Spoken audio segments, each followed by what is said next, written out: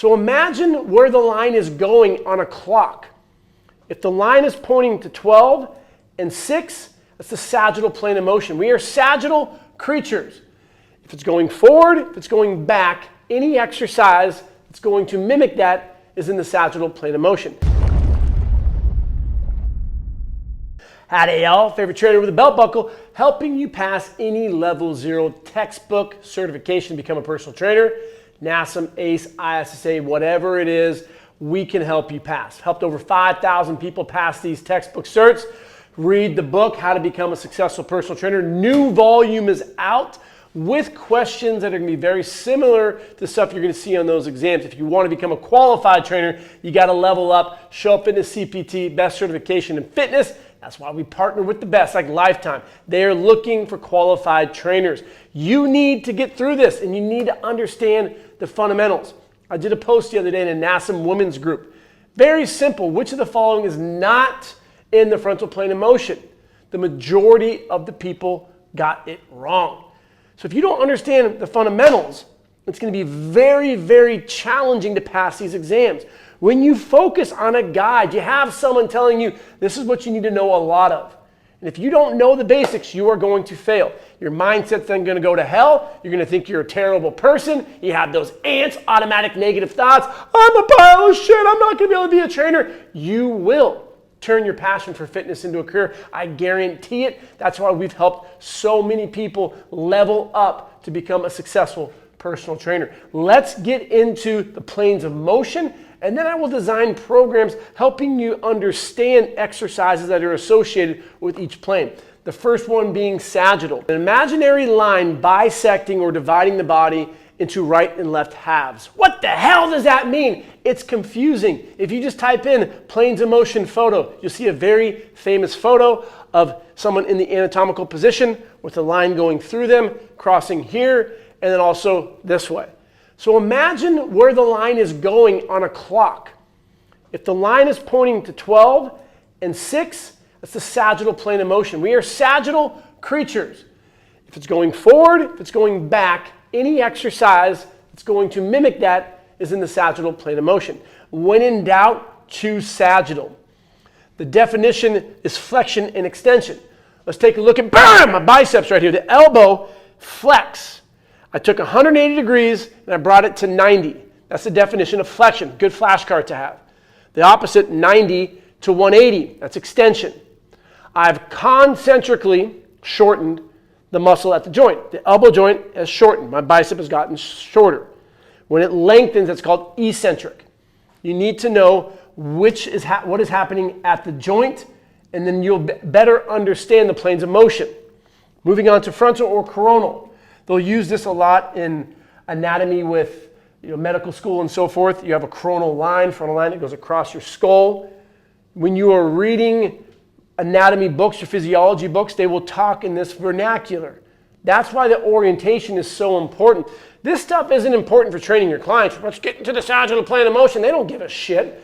But when you talk to a therapist or a doctor, having that common ground which so many trainers lack today, we need to realize that we are in the medical profession. Understanding the fundamentals, the definition, an imaginary line dividing the body into anterior and posterior halves. If you don't know what anterior means, back here, where's anterior? You're going to struggle. Anterior front side, anterior deltoid, anterior tibialis. Anatomy is based off of this orientation. So you have a line going through you this way. Anytime you come to the side, that's called abduction. You're taking away. I once had a creepy student said, oh, like child abduction. Holy shit, don't go home with that guy. Take away abduction, add into the midline.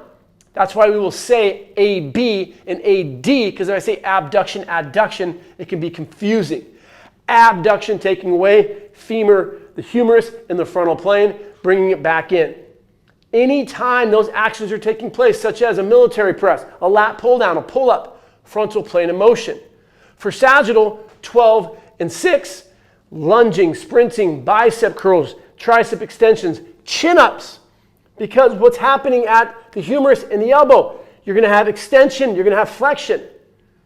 Whereas when you do a pull up, You have abduction. You're adding to the midline. Two different planes of motion, sagittal, frontal. Transverse is an imaginary line bisecting the body into superior and inferior halves. Rotation, horizontal adduction, horizontal abduction. I'm at our gym here in Santa Monica and also La Jolla. If you go down to the pier and you look out in the horizon, you see the beach. Horizon, horizontal adduction, horizontal abduction. Chest fly, reverse fly. Knowing the planes of motion and recognizing the exercises that are associated with each will make the test so easy. The last thing with transverse is think of any other time on the clock. So 12 and 6, sagittal. 3 and 9, frontal. Any other time, it's going to be transverse. Rotation. We're typically the strongest here. We're the weakest here. So be aware that when you do a single jointed exercise in the transverse plane, it's a lot of stress. It's not bad, but it's just a lot of stress. So for a beginner, if they don't have that tissue capacity, the ligaments and tendons are going to be vulnerable and an injury may occur. Here are a couple other analogies that may help you better understand planes of motion. So pretend like this wall were to crush my face and it crushes my booty. The only way that I can move is in the frontal plane. Abduction. If I wanted to go to the side, I can do a lateral raise. I can do a fly like this. I cannot rotate. Now, if I were to come here and the walls crush me, only way I can move would be sagittal. I'm not doing a press, can't, my elbows will hit the wall. I can do a close grip push-up, bicep curl, tricep extension. I can walk, run, jump, plantar flex, dorsiflex, flexion of the humerus, extension of the humerus, flexion of the femur, flexion of the knee, extension of the knee. Those are the actions that are taking place. Flexion, extension, hyperextension, planks, prone iso ab. What the fuck is that? It's a plank. A plank is in the sagittal plane of motion. And then if I were to have any rotation at all, that's going to be transverse. And with that line analogy, a line bisecting my body, how I clean the window, I would clean it like this. That's going to be sagittal. It's running through my body forward and back. The big mix-up that people have with sagittal and frontal, people think I'm going forward, therefore it's frontal. No, sagittal creatures going forward is going to be sagittal. One of the biggest problems that trainers have designing programs. You should be able to design a program on the fly. That's why we've helped so many trainers get hired at Lifetime and Equinox and why they're working with Show Up Fitness, because we're making the best trainers that are out there. If I were to say design a program for a 35-year-old who wants to grow her glutes, trim down her midsection, and focus on her arms, you should know the program like that. And being able to confidently talk through it and write it out, you should not need 5, 10, 15 minutes to prepare for it. Understanding the CCA, which is core movement pattern, and an accessory. This helps make your programming life so easy. We have classes taught by trainers at Equinox and Lifetime, part of the Show Up Fitness CPT program, where you will learn how to program. And your confidence will build so you can work with anybody. The difference between a level 0 trainer and a level 1 trainer. Level 0, they understand their body. That's referred to as anecdotal. Level 1 trainers understand the human body. That's why you're qualified. That's why you can turn this into a sustainable career by getting the streams of revenue, 60, 30, 10. You will be successful. I guarantee it. Level 0, it's a side job. You're not taking this serious. You don't care about anatomy. It's not important. When I design a program, for the most part, it's full body. This will be a full body example. Now, I'm only doing sagittal just for class sake.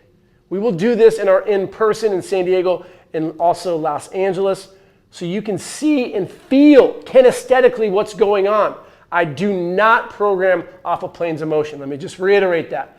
I may do a program like this, but I don't think I got to design a sagittal frontal ratio. No, it's based off of the core movement patterns. Squat, hinge, unilateral, which could be a step, a lunge. I don't like the name lunge because a level 0 trainer interprets lunge pattern as everyone needs to lunge.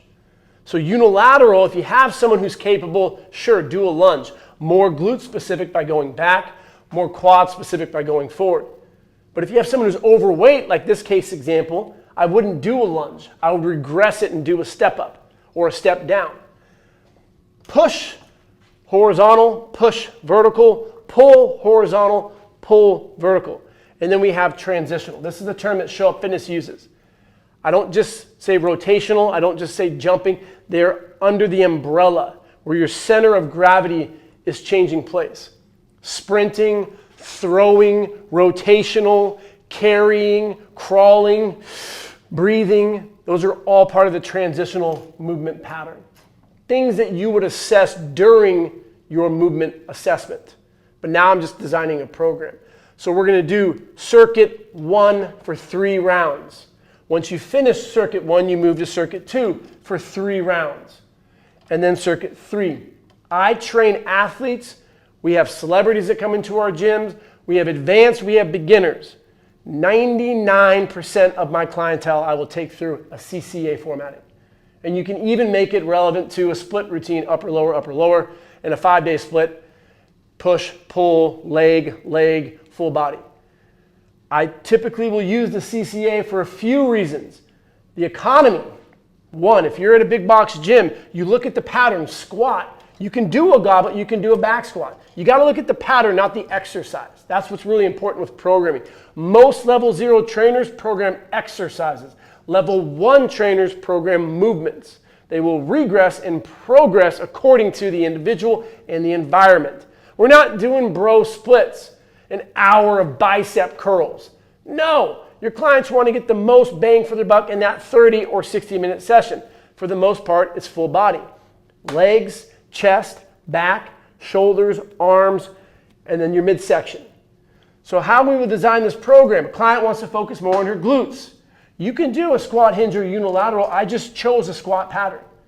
We'll do a goblet squat, say 10 pounds for 10 to 15 repetitions. The more reps for a beginner, the harder it's going to be because it's taxing the cardiorespiratory system.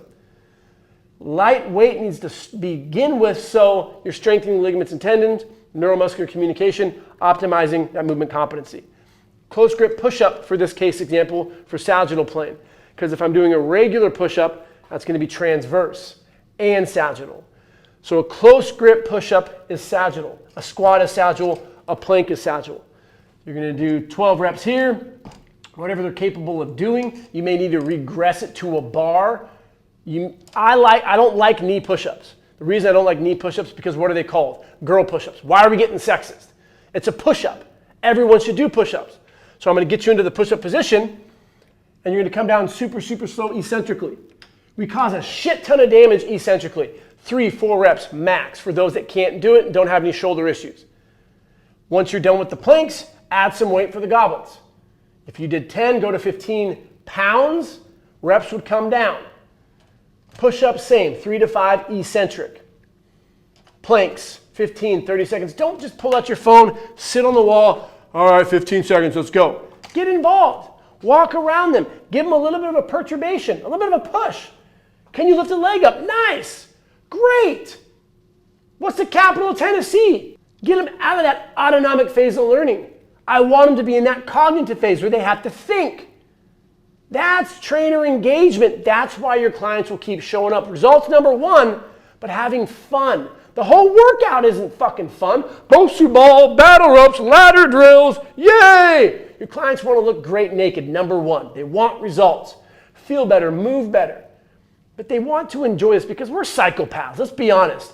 We're drinking water regularly. We exercise regularly. We eat healthy regularly. Our clients are eating fast food every fucking meal. They're getting 5 hours of sleep, doing weird shit on the weekends. We got to choose the battles that we're going to win. And over time, they're going to get results. Don't give them these unrealistic expectations that they're going to be like us. We're psychopaths. After this first circuit, you go to the second circuit. Step up. 6 to 8 repetitions. I'm not doing 12 plus. That's 24. 12 times 2, 24. That's like a cardio workout. They're going to be toast. 6 to 8 per side. We'll do some chin-ups. Same thing. 1 to 3 reps, focusing on the eccentric. Always ask permission before you touch a client. Get them above the bar, and they come down eccentrically. The most empowering thing for your hunk-et clients, these are ladies, is to be able to do a chin-up. So help them do a chin-up. They can do it 100%. We have an instructor here in Santa Monica working with a 60-year-old client. She was able to do her first pull-up ever in her life. How cool is that? And then we're going to get into some tricep extensions. Bam! Get that horseshoe. Bam! Pushing it straight down. Extension. Triceps. Rest. Add some weight for the step up. You can do bilateral. You can do unilateral, which will be more core. Whatever you feel is appropriate for the client. Chin-ups again. Tricep extension. Round 3. Get them some water. Get them a towel. At show up, we have our own music playing. What do you want to listen to? When your clients say, it doesn't matter, whatever. I say, great, let's put some country on. Let's put some Christmas music. Whoa, whoa, whoa, whoa. I want this. Your personality, those people skills will get your clients keep showing up. 3 rounds. It's been about 40 minutes. Now you get into the last one. We're going to do a hinge pattern for an RDL. Landmine press. You can do it in this half kneeling position. I would go contralateral. You can do ipsilateral, same side if you wanted to. You make that decision. I like going opposite. Into a bicep curl. Bam! Let's go together. Maybe you have them stand on one leg. That's okay. That's new to them. Pause, hold, hold, hold. Keep the form solid. Press down. Ooh, that's challenging. Take the weights from them, put it down. How are we doing? You're all right? You get a little woozy? Happens a lot. We got some glucose tablets to bring you back to life. If you can't finish today's workout, that's all right. You did the hardest part. It's showing up. I say it all the freaking time. My clients always giggle, Chris, you're so damn corny. But you're showing up because they like me. You have to be likable. If you're this militant prick, 20 more, go. Nope, you can't get water. You can't go to the bathroom. Go, go, go. They're not going to keep showing up. So you have to know people and your art, which is the trade, and then charge the amount that's going to make this into a career for you. At Show Up Fitness, we charge a lot more than the average trainer. Trainers over at these big box gyms are charging $150, $175 per session. And in my opinion, they're not qualified for the most part.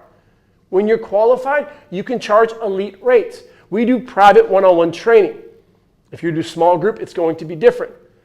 By the end of this 3rd round, with your warm-up, hitting the 10 checkpoints of human movement, your ankle, your knee, your hip, your lumbar, thoracic, spine, your cervical spine, shoulder, elbow, wrist, breathing drills. It's been about an hour. You may have 5 minutes left, so you ask your client, what would you like to do now?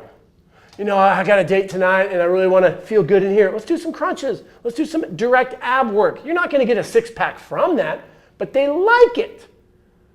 I don't care, Chris, just choose something. Awesome. I'm going to choose an exercise.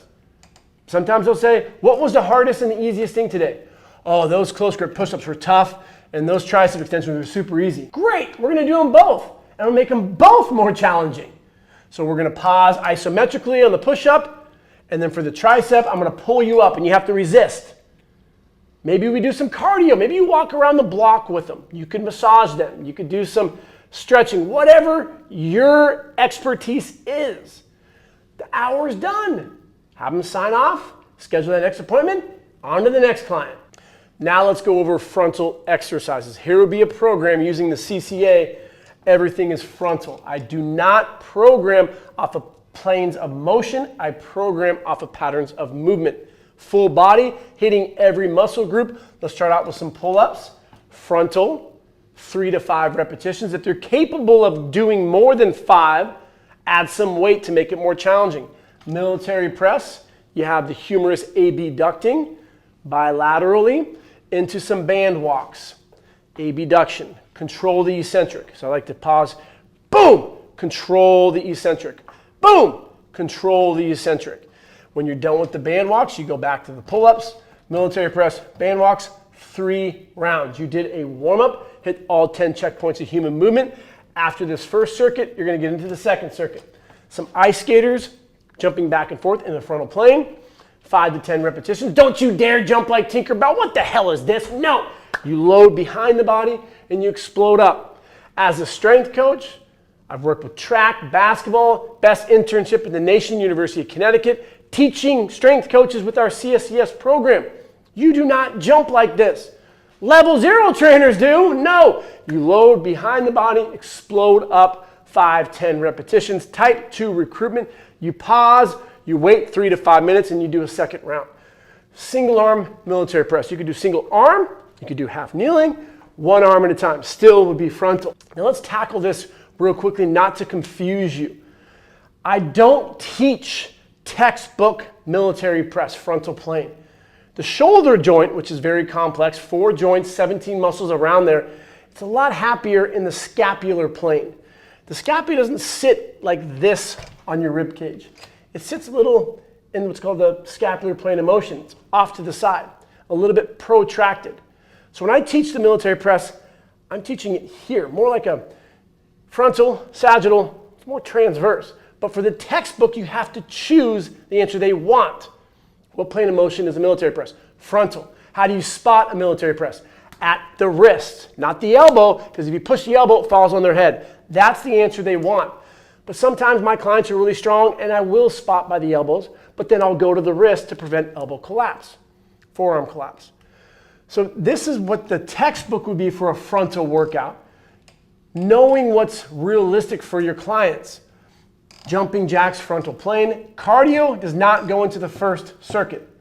It completely taxes them. This isn't Orange Theory or F45. You want to go fuck around in those classes, that's fine. No offense. But that's not going to optimize tension, which gets you the results. For example, let's say you can do 10 pull-ups, and you do the military press, and then you do jumping jacks. And you rest 30 seconds, a minute, minute and a half. By the time you get back to those pull-ups, you're not coming close to 10. You're doing 4, you're doing 3. And you do it again, last round you do 3. So your total volume, 10, 3, and 3. 16 reps versus pull-ups, 10. Military press, band walks. When you're doing the band walks, your heart is calming down. It's an isolated movement, one joint. You rest maybe for a minute. By the time you get back to the pull-ups, you've already done military press. So your back is resting. Band walks, your back is resting. You get some water, you come back round 2, you get 9 or 10 reps. Round 3, you get 8 or 9 reps. Your total volume is significantly higher. So when you program cardio as the accessory within that first circuit, it's not optimal. That's how I can really tell a level 0 trainer, because they're putting cardio and making it a circus right from the get-go. My goal isn't to annihilate anyone. It's to get them the results safely, but to optimize the science behind that. You can put cardio in the accessory in the second one or in the third one. Isolated exercises or movements that they want to do. They're trying to improve balance, core. Maybe they have pain. You can do accessory stuff, prehab, rehab. We have a partnership with the prehab guys for their app and their exercise library. Normally it's like $350 or $400. We get you both for $300. Email info@showupfitness.com. We'll get you that code. Now you can show your clients, I have an app with some of the best therapists from USC in the world. They film a lot of their stuff at our gym. If you look at their app, it was filmed here in our gym in Santa Monica. We work with the best because we are the best. You have to know that. So after the second circuit, we go into the third one. We're going to do a single leg RDL. Now you may be thinking the RDL is sagittal, which is true, bilaterally. But when you go to unilateral, this is a great balance test too, your hip has to stabilize in the frontal plane. Technically speaking, it will be sagittal and frontal, but for this case example, we're gonna say it is just frontal. I love to do this exercise, no fucking Bosu balls or Erics, but you gotta work on stability. No! This is going to help your clients with their balance and stability. Loading it up is gonna have a greater neuromuscular recruitment. Do that for 8 to 10 repetitions per leg. You do some lat pull downs in the frontal plane, focusing primarily on the lats. Also have the bis. Remember, when you pull, back and bis for the most part. When you push, chest and tris for the most part. And then chest flies. Frontal plane, working the costal region of your chest. You also have your sternal region and the clavicular region, but they're not going to test you on that. They're going to throw some stupid vocab words that literally have nothing to do with your career as a trainer. But you're leveling up. You're starting to see that, this is starting to make sense. I want to be a qualified personal trainer. This would be a great workout for someone who's more intermediate frontal plane of motion. Now let's take a look at a more advanced programming using the CCA only transverse. Makes it a little more challenging, but we're critical thinkers and you're a great programmer because you're showing up. We have a 14-day free trial. Guarantee you'll learn more in 2 weeks than any level 0 certification. What do you have to lose? I don't teach all the classes. My personality is too annoying for you. I get it. We will help you with daily live calls and you get access to the best platform in the world. Join the group Qualified Personal Training Community on Facebook and we will help you level up your skills. We're going to start out with bench press. At the humerus, we have horizontal adduction. That would be technically sagittal and transverse, but for this case example, this is going to be transverse. Pronated row is the antagonistic exercise. Pushing here, pronated, pulling here, transverse plane of motion. Again, technically sagittal and transverse, but looking at what the knuckles are doing versus supinated, that's going to be strictly sagittal. That's why a close grip push-up would be sagittal, regular push-up would be more transverse. A pronated row, hitting more the mid-back, also your lats and biceps. Bicycle kicks. When you check out our other videos, we have lots of podcasts on how to program. You'll see for the accessories, a lot of time I'll just put the category. If they want to work on their glutes, I'll put glutes. I'll isolate. If they want to work on their biceps, I'll put curls. And then I will figure out what they've been doing, what they want to do. There's nothing wrong with asking a client, all right, we're going to do some abs. What would you like to do next? I just had my client in here, Bryant, Big B. And we went through the workout in the last round of the CCA. I asked him, do you want to go really heavy instead of 3 rep max? Or do you want to bump it back and do like 12 to 15? He's more advanced. I let him decide. He's like, I want to get after it today. I want to go heavy. Great.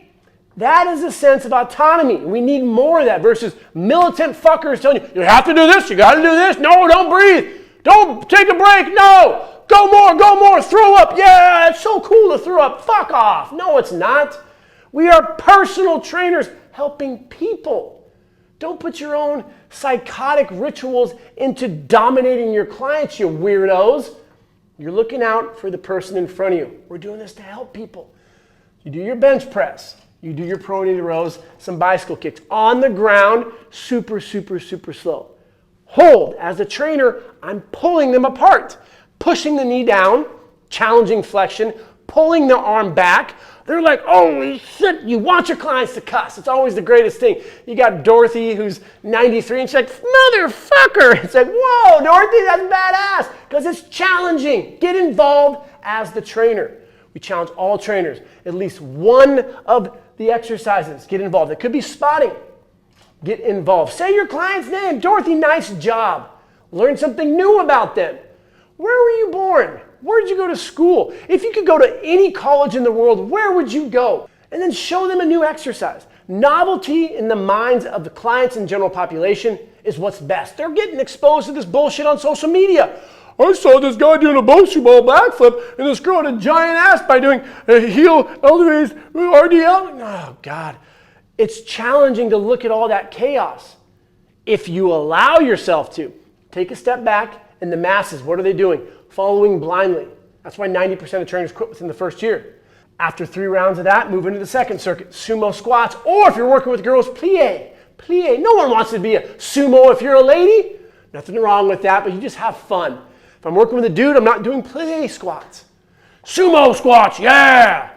Just like what are these called? Curtsy lunge. Ha! For girls maybe, but for dudes, scorpion lunge. Yeah, that sounds badass. That's a transverse exercise as well. Sumo squats, whether if you're doing it here or if you're doing a back squat, going through the transverse plane of motion. Arnold press, you have rotation, technically all 3 planes of motion. Pressing, that rotation is going to be transverse. Frontal coming in, ending sagittal. That'll be a multi-planar exercise. And then reverse flies. Again, you can do it like this. I'm doing it one arm just because of the board. You're not bending the elbow because that's more of a row. So you're going across. And get a stretch in your posterior deltoid. So if you bring it across, the greater the stretch, that lengthened position, you have greater recruitment, it's better for hypertrophy. You can do some partials here if you wanted to. We're going to do 5. Great. 5 full ones. Great. End off on 5 partials again. Using those acute variables and the knowledge that you have is what's going to separate you from the average trainer. I love to add in maximal voluntary contractions as the trainer. So push if you're behind me right now and you stop right there and you're pushing on my elbow, you have to get a ton of recruitment. Keep your body aligned. Don't be doing all this crazy shit like that. No, drive back, look forward, drive. You're getting involved as a trainer. These are things that we teach you in our weekend seminars, in the in-person, online. Online is also on demand, but they're live calls. You get to ask questions and you can say, hey Josh, can you show me some variations for chest flies or some corrective exercises? We teach that stuff in level 2. We are going to give you the tools to be creative, innovative, but efficient, and most importantly, successful. After this circuit, you're going to move into the last one, dumbbell incline. The angle is going to put more emphasis on the upper part of the chest, clavicular region. It's more challenging. Now, when you do have a barbell, you're in a fixed range, and this is called the glenohumeral joint. It has about 60 to 70 degrees of extension. That's why bench dips are fucking terrible. You're ranking out at 90 plus degrees. It's terrible for the shoulder. When you do a dumbbell, you're allowing that scapular plane to be optimized, and it's nicer on the glenohumeral joint. You have people, incline really jacks up my shoulder. Yeah, for a lot of people it does. Let's try dumbbells for a little bit. I'm not saying we can never do that, but when you start pressing like that, you go, wow, it feels a lot better. Technically, that would be transverse. Go to that clock analogy. When you're pressing here, it's frontal. When you're pressing here, sagittal. You're sitting in that in-between. 12, 6, 3, right around here. Transverse. Chest flies, transverse. This would be called a superset. One exercise, multi-joint, and then you do the isolated exercise. This is why it's more advanced, doing exercises that are heavier in load. So pretend like you're doing like 3 to 5 reps here, 3 sets. As they get in better shape, focus on VFI, volume, frequency, intensity. And then you have some karaoke. I'm a terrible freaking speller. The thing didn't pop up like it does on my phone. Karaoke, I know it starts with a K. That's just doing some, cardio, fast stuff here. And you're rotating through your midsection. You could do some shadowing or mirroring game. Trainer's there and go. That's a fun one. Do that in the gym when it's packed. People are going to be looking, oh, wow, that's fun. Holy shit. The trainer isn't 1, 2, 3, 4, or eating a donut, looking at their phone. Good job, Betsy. Where's the fun? That's the fun, not the stupid fucking exercises. You can be strategic about this. Core movement patterns. Focusing on this. Optimize tension. Chase the game at the end. In the sense when I say the game, what does the client want? They want to huff and puff. They want to sweat. They want to feel it. We got 3 minutes left. We have 30 seconds left. Let's stand on the wall. Drive your leg out, client, and I'm pushing on your knee. Go, go, go, go, go. Their ass is going to be on fire. They came in wanting an ass. Leave with your ass on fire. They're going, holy shit. Now I know why that trainer charges $200 and I just signed up for 100 sessions. That's the best. And I've been struggling for so long with all this bullshit out there with nutrition. Am I going to eat some fucking butter today? Or am I going to have no carbs? What is it? I got to eat a liver. Wow, come on. Focus on the foundation if you want to level up your nutrition. And at level 2, you get access to a registered dietitian. You get access to actual medical professionals, therapists, trainers, strength coaches. Can't get a refound level 0? Get past it ASAP. Master the basics. Move into level 1, become a qualified personal trainer. Intern, shadow. If you have a degree in kinesiology, focus on getting the competency and the confidence. Our test for our certification, you have to sit in front of a panel, either on Zoom or in person, and go over the 17 muscles of the shoulder. You have to be able to pronounce them. What? The rotator cuff has 4 muscles, of which one is the supraspinatus. You got to name all 17, 20 of the lower body, 8 core movement patterns, the agonists and synergists for each, and then design a program on the spot for a random client, all within 15 minutes. You do that, you leave and you go, I'm actually ready to tackle this career. Not, I'm a level 0 trainer, look at my piece of paper. In their mind thinking, what the fuck do I do now? I cuss a lot. My dad was in the military. I have 3 older brothers. I like to have fun. Get into our book club. We want you to be successful. Join the community. Qualified personal trainers community. Read my book. Leave us a 5-star review on the podcast. And remember, big biceps are better than smaller ones, and keep showing up.